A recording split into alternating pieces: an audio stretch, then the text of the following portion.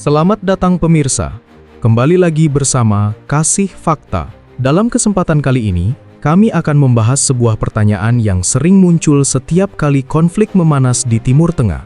Pernahkah terpikirkan oleh Anda, kenapa setiap kali dunia ramai mengecam Israel, resolusi PBB keluar, sidang darurat digelar, tapi sanksi keras hampir tidak pernah benar-benar terjadi? Apakah Israel memang kebal terhadap hukum internasional? Ataukah sebenarnya sistem global memang bekerja dengan cara yang jauh lebih kompleks dari yang terlihat di headline media?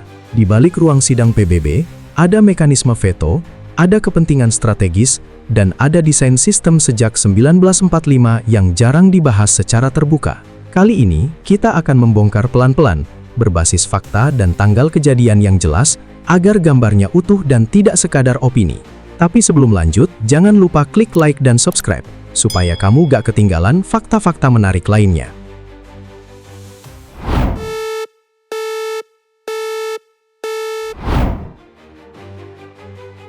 Setiap kali konflik Israel dan Palestina memanas, pola yang sama selalu muncul.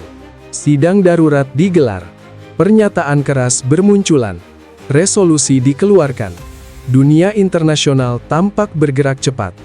Layar televisi menampilkan ruang sidang PBB yang penuh delegasi. Publik melihat simbol dunia bersatu. Tetapi setelah sorotan kamera meredup, banyak orang bertanya dalam diam, mengapa sanksi keras hampir tidak pernah benar-benar terjadi? Di titik inilah, realitas hukum internasional mulai terlihat berbeda dari bayangan banyak orang. Tidak semua resolusi PBB memiliki daya paksa yang sama. Mayoritas resolusi yang sering dikutip di media berasal dari Majelis Umum.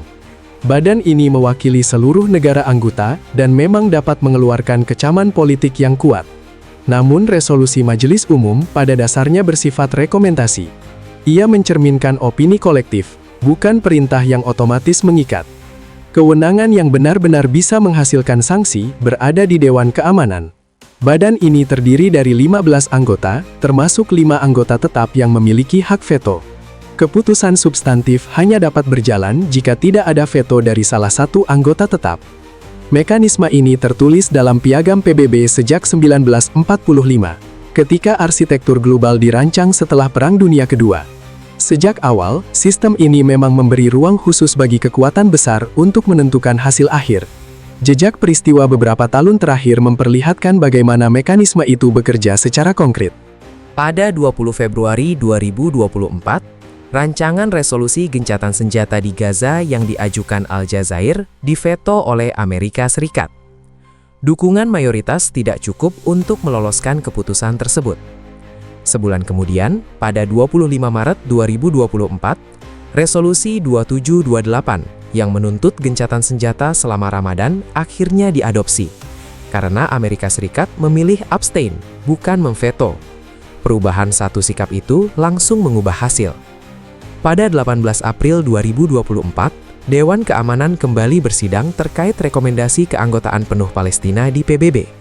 14 anggota mendukung, namun Amerika Serikat menggunakan hak vetonya. Rancangan tersebut gugur. Pada 18 September 2025, rancangan resolusi lain yang menuntut gencatan senjata permanen kembali terhenti akibat veto Amerika Serikat, meskipun seluruh anggota lain menyatakan dukungan. Data ini sering dipahami sebagai perlakuan khusus terhadap Israel, padahal pola veto bukan hal baru dalam isu global. Hak veto adalah bagian dari desain sistem. Ia tidak muncul sebagai pengecualian dadakan, melainkan sebagai fondasi sejak awal pembentukan Dewan Keamanan. Ketika publik menyaksikan kecaman tanpa sanksi keras, yang sebenarnya sedang terlihat adalah batas struktural lembaga itu sendiri. Keputusan Dewan Keamanan bukan sekedar soal mayoritas suara, melainkan soal kesepakatan 5 negara pemegang veto. Selama satu negara tetap menolak, sanksi tingkat PBB tidak akan lahir. Mekanisme ini berjalan konsisten dari dekade ke dekade.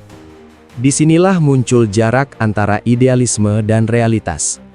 Secara moral, banyak negara dapat sepakat dalam forum terbuka. Secara politik, keputusan akhir bergantung pada kalkulasi kekuatan yang jauh lebih kompleks. Gambaran inilah yang sering tidak terlihat di headline singkat, tetapi menentukan arah setiap resolusi yang berusaha bergerak lebih jauh.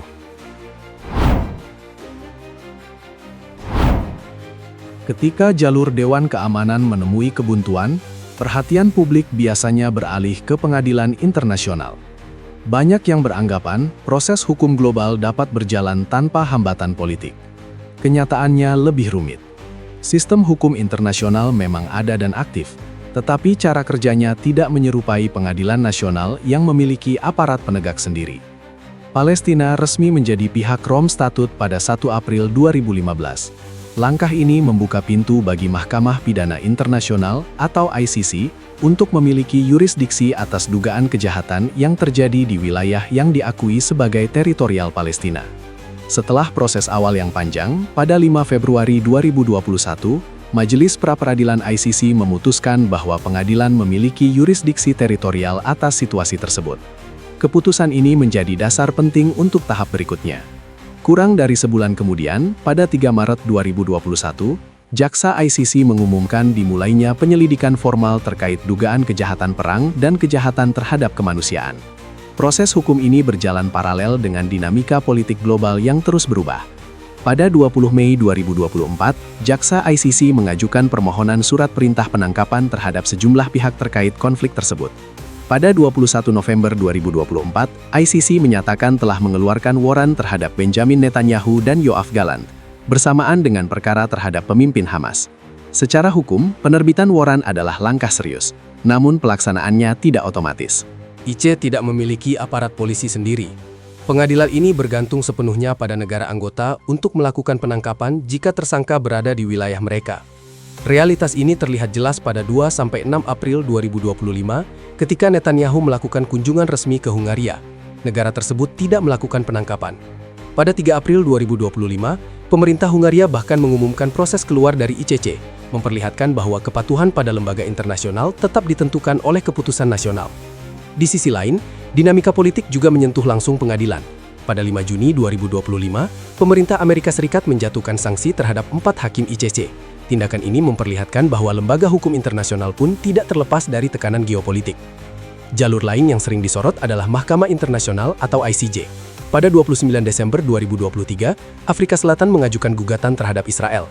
Sidang awal digelar pada 11 dan 12 Januari 2024. Pada 26 Januari 2024, ICJ mengeluarkan perintah langkah sementara yang meminta Israel mencegah tindakan yang dapat melanggar konvensi genosida. Perintah tambahan dikeluarkan pada 28 Maret 2024 dan ditegaskan kembali pada 24 Mei 2024. Putusan ICJ bersifat mengikat secara hukum antar negara, namun pelaksanaannya tetap memerlukan kemauan politik. Tidak ada mekanisme otomatis yang memaksa kepatuhan dalam hitungan hari. Proses berjalan melalui tekanan diplomatik, reputasi internasional, dan hubungan bilateral. Rangkaian tanggal ini menunjukkan bahwa hukum internasional bergerak, bukan diam. Tetapi geraknya tidak selalu menghasilkan efek instan yang terlihat di layar televisi. Jarak antara keputusan hukum dan implementasi di lapangan sering menciptakan persepsi bahwa tidak ada perubahan, padahal dinamika sedang berlangsung di balik panggung diplomasi global.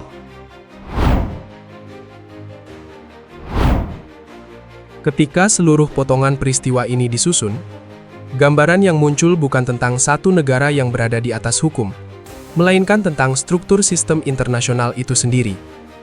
Sejak 1945, arsitektur keamanan global memang dirancang dengan logika keseimbangan kekuatan. 5 negara pemenang Perang Dunia Kedua diberi status anggota tetap Dewan Keamanan dengan hak veto. Tujuan awalnya adalah mencegah konflik besar antar kekuatan utama. Konsekuensinya, keputusan paling keras selalu melewati filter kepentingan mereka. Pola ini tidak hanya terlihat dalam isu Israel. Pada 25 Februari 2022, sehari setelah invasi Rusia ke Ukraina dimulai pada 24 Februari 2022, rancangan resolusi Dewan Keamanan yang mengecam tindakan tersebut diveto oleh Rusia sendiri. Dewan Keamanan tidak dapat melangkah lebih jauh. Isu kemudian dialihkan ke Majelis Umum, yang pada 2 Maret 2022 mengeluarkan resolusi mengecam invasi dengan dukungan mayoritas besar. Namun resolusi itu bersifat politik, bukan instrumen sanksi wajib. 4 tahun kemudian, pada 24 Februari 2026, Majelis Umum kembali mengadopsi resolusi yang menegaskan integritas wilayah Ukraina. Dukungan luas tetap ada, tetapi sifatnya tetap tidak mengikat secara hukum. Pola yang sama terlihat berulang. Ketika kepentingan inti salah satu anggota tetap terlibat, jalur Dewan Keamanan menjadi sangat terbatas. Realitas ini menjelaskan mengapa istilah kebal sering muncul dalam diskusi publik. Yang terlihat di permukaan adalah kecaman tanpa hukuman kolektif tingkat tertinggi. Yang terjadi di balik layar adalah kalkulasi strategis. Israel merupakan sekutu utama Amerika Serikat di Timur Tengah dalam bidang militer, intelijen, dan teknologi pertahanan. Kerjasama ini sudah berlangsung puluhan tahun dan dipandang sebagai bagian dari stabilitas regional oleh Washington. Selama hubungan strategis itu dianggap vital, keputusan di Dewan Keamanan akan mencerminkan prioritas tersebut.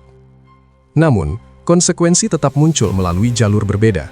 Pada 1 Februari 2024, Presiden Amerika Serikat menandatangani perintah eksekutif yang menjatuhkan sanksi terhadap sejumlah pemukim Israel yang dituduh melakukan kekerasan di tepi barat. Pada 19 April 2024, Dewan Uni Eropa mengesahkan sanksi terhadap 4 individu dan 2 entitas terkait kekerasan pemukim. Pada 16 Mei 2024, Kanada mengumumkan regulasi sanksi dengan fokus serupa. Pada 15 Oktober 2024, pemerintah Inggris meluncurkan paket sanksi baru terhadap outpost ilegal dan organisasi pendukung kekerasan. Langkah-langkah ini tidak berasal dari Dewan Keamanan, melainkan dari kebijakan nasional dan regional. Artinya, tekanan internasional tetap ada, hanya saja terfragmentasi dan bergantung pada posisi politik masing-masing negara.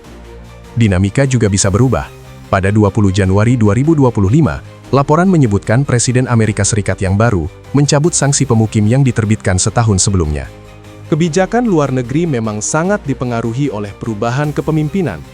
Semua fakta bertanggal ini menunjukkan satu pola konsisten. Hukum internasional berjalan berdampingan dengan kepentingan geopolitik. Mekanisme veto membatasi tindakan kolektif tingkat tertinggi.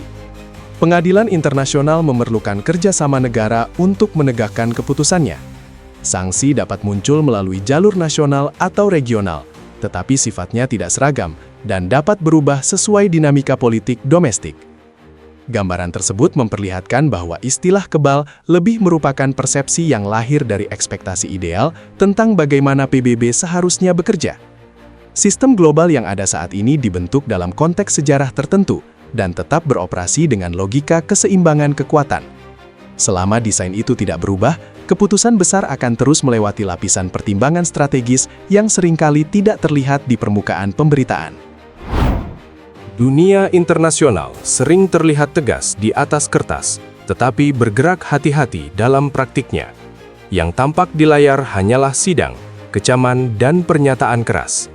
Yang jarang terlihat adalah tarik-menarik kepentingan, kalkulasi strategis, serta desain sistem yang sudah dibangun sejak puluhan tahun lalu. Memahami pola ini bukan berarti menyetujui atau menolak salah satu pihak, melainkan melihat realitas apa adanya. Hukum internasional tetap ada, tekanan diplomatik tetap berjalan. Namun hasil akhirnya selalu dipengaruhi keseimbangan kekuatan global. Jika kamu ingin terus memahami fakta di balik headline, dinamika geopolitik yang jarang dibahas, serta analisa yang logis dan berbasis data, jangan lupa subscribe ke channel Kasih Fakta dan aktifkan lonceng notifikasi agar tidak ketinggalan fakta menarik lainnya.